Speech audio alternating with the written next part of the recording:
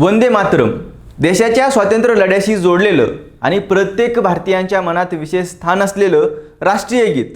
पण आता याच वंदे मातरमच्या गायनावरून केंद्र सरकार आणि दक्षिणेतील काही राज्यांमध्ये मतभेद निर्माण झाले आहेत। केंद्र सरकारने 28 जानेवारी 2026 ला राष्ट्रीय गीताच्या गायनाबाबत नवा प्रोटोकॉल जारी केला आणि त्यानुसार वंदे मातरमची अधिकृत 6 कडव्याची पूर्ण आवृत्ती सादर करण्याचे निर्देश दिले। एवढंच नाही तर एखाद्या सरकारी कार्यक्रमात वंदे मातरम आणि राष्ट्रगीत दोन्ही असतील तर आधी वंदे मातरम आणि त्यानंतर जन गण मन सादर करण्याचं सांगण्यात आलं।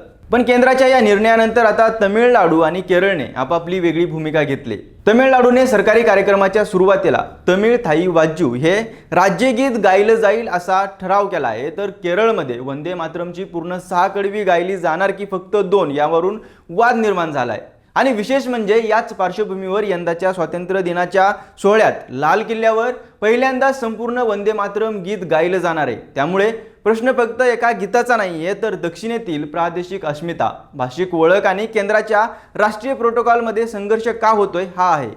नेमकं तमिळनाडू आणि केरळची भूमिका काय आहे आणि हा वाद इतका महत्त्वाचा का ठरतोय, पाहूयात या व्हिडिओच्या माध्यमातून। नमस्कार, मी अमोल जाधव आणि तुम्ही पाहताय लगाव बत्ती। सगळ्यात आधी केंद्र सरकारच्या नव्या निर्णयाकडे पाहूया। 28 जानेवारी 2026 ला केंद्र सरकारने वंदे मातरमच्या गायनाबाबत नवा प्रोटोकॉल जाहीर केला। त्यानुसार राष्ट्रीय गीताची अधिकृत 6 कडव्याची संपूर्ण आवृत्ती गायली किंवा वाजवली जावी असं सांगण्यात आलं। या नवीन आवृत्तीचा कालावधी साधारण 3 मिनिट 10 सेकंद असा आहे। एखाद्या शासकीय कार्यक्रमात वंदे मातरम आणि जनगण मन दोन्ही सादर करायचे असतील तर आधी वंदे मातरम आणि त्यानंतर राष्ट्रगीत सादर करण्याची तरतूद करण्यात आली। राष्ट्रपतीचं औपचारिक स्वागत, ध्वजारोहण आणि राज्यपाल किंवा नायब राज्यपालांच्या काही औपचारिक कार्यक्रमांमध्ये अधिकृत आवृत्ती सादर करण्याचे निर्देश देण्यात आले। केंद्र सरकारकडून जानेवारीत हा निर्णय घेतल्यानंतर आता राज्यांना त्याचं पालन करण्याचे निर्देशही देण्यात आले आहेत। मात्र दक्षिणेतील काही राज्यांनी या निर्णयाकडे वेगळ्या पद्धतीने पाहिलं। विशेषतः तमिळनाडूने आपली भाषिक आणि सांस्कृतिक ओळख पुढे करत केंद्राच्या प्रोटोकॉलला अप्रत्यक्षपणे आव्हान दिलं आणि आता 10 ऑगस्टला तमिळनाडू विधानसभेत मुख्यमंत्री सी जोसेफ अर्थात विजय थलापती यांनी एक ठराव मांडला। या ठरावानुसार सरकारी कार्यक्रमाची सुरुवात तमिळ थाई वाज्जू या राज्यगीतानेच केली जाईल। म्हणजे केंद्राच्या नव्या प्रोटोकॉलमध्ये वंदे मातरमला दिलेलं स्थान कायम असलं तरी तमिळनाडू आपल्या सरकारी कार्यक्रमाची सुरुवात राज्यगीताने करण्याची परंपरा कायम ठेवणार आहे। विजय यांनी विधानसभेत बोलताना तमिळ ही केवळ भाषा नसून तमिळनाडूची सांस्कृतिक विचार आणि भावना असल्याचं सांगितलं। मातृभाषा ही मातृत्व इतकीच पवित्र असल्याचं त्यांनी म्हटलं। महत्त्वाचं म्हणजे हा निर्णय अचानक घेतलेला नाहीये। तमिळनाडूमध्ये 1970 पासून सरकारी कार्यक्रमांच्या सुरुवातीला तमिळी राज्यगीत म्हणण्याची परंपरा आहे। हे गीत मनोनमियन सुंदरनार यांनी 1891 मध्ये लिहिलेल्या मनोनमियनम या नाटकाच्या प्रस्तावनेचा भाग आहे। त्यामुळे तमिळनाडूसाठी हे केवळ राज्यगीत नाहीये, तर तमिळ भाषेच्या आणि सांस्कृतिक अस्मितेचं प्रतीक आहे। याच पार्श्वभूमीवर तमिळनाडूमध्ये भाषिक अस्मिता हा मुद्दा देखील फार मोठा आहे आणि महत्त्वाचा मानला जातो। हिंदी विरोधात आंदोलनापासून राज्याच्या स्वायत्ततेच्या प्रश्नांपर्यंत तमिळ भाषेने राज्याच्या राजकारणात मोठी भूमिका बजावली। त्यामुळे सरकारी कार्यक्रमात कोणतं गीत आधी गायचं याला तमिळनाडूमध्ये राजकीय आणि सांस्कृतिक अर्थ आहे। त्यामुळे हा मुद्दा फक्त गीताच्या क्रमाचा नसून राज्याची स्वतःची ओळख आणि परंपरा जपण्याचा मुद्दा म्हणून पाहिला जात आहे। आता केरळकडे वळूयात। केरळ सरकारने 6 ऑगस्टला स्वातंत्र्य दिनाशी संबंधित कार्यक्रमांमध्ये वंदे मातरम पूर्ण स्वरूपात गायलं जावे असे निर्देश जारी केले। हा आदेश केंद्राच्या हर घर तिरंगा अभियानाच्या मार्गदर्शक सूचनांवर आधारित होता। 9 ते 17 ऑगस्ट दरम्यान होणाऱ्या कार्यक्रमांमध्ये राष्ट्रध्वज फडकवताना किंवा प्रदर्शित करताना सामूहिकरित्या वंदे मातरम गायलं जावे असं त्यात सांगण्यात आलं होतं। पण केरळमध्ये या निर्णयाला विरोध झाला। काही राजकीय पक्षांनी वंदे मातरमच्या पुढील कडव्यांमध्ये हिंदू देवतांचे संदर्भ असल्याचं सांगत या संपूर्ण आवृत्तीवर आक्षेप घेतला। केरळच्या बहुविध आणि धर्मनिरपेक्ष सामाजिक रचनेच्या पार्श्वभूमीवर सर्वांना स्वीकारता येईल अशीच आवृत्ती वापरली जावी अशी भूमिका मांडण्यात आली।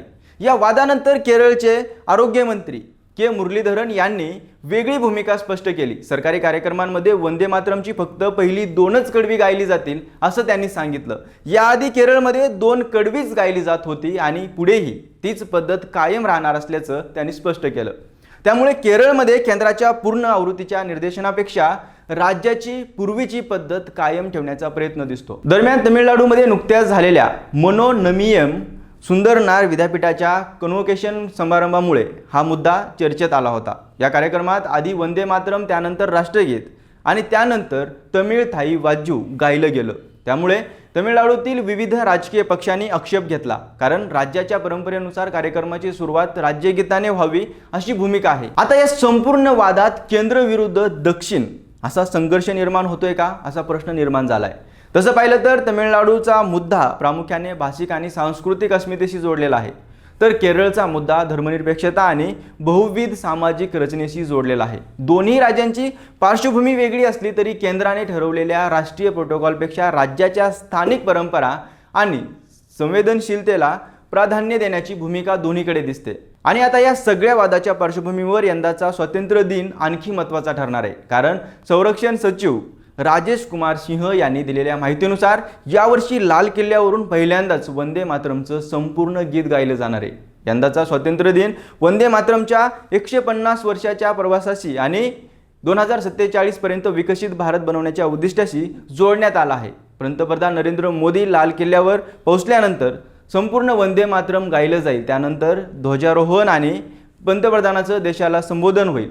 विशेष म्हणजे उपस्थित नागरिकांनाही सोबत गाता यावं यासाठी निमंत्रण पत्रिकेत वंदे मातरमचे बोल छापण्यात आले आहेत।